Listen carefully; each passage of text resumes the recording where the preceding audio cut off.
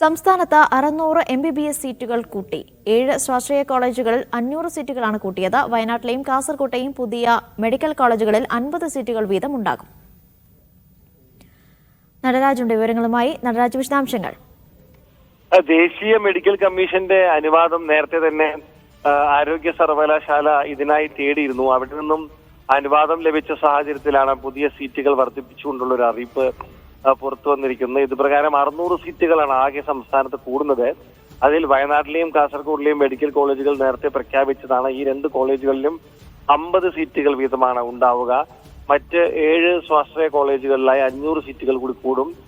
മൊത്തത്തിൽ 600 സീറ്റുകൾ ഉണ്ടാവും. അങ്ങനെയാണെങ്കിൽ 5150 പേർക്ക് ഇത്തവണ പ്രവേശന പരീക്ഷയിലൂടെ സംസ്ഥാനത്ത് MBBS പ്രവേശനം നേടാനാവും. അനീഷ. ശരി.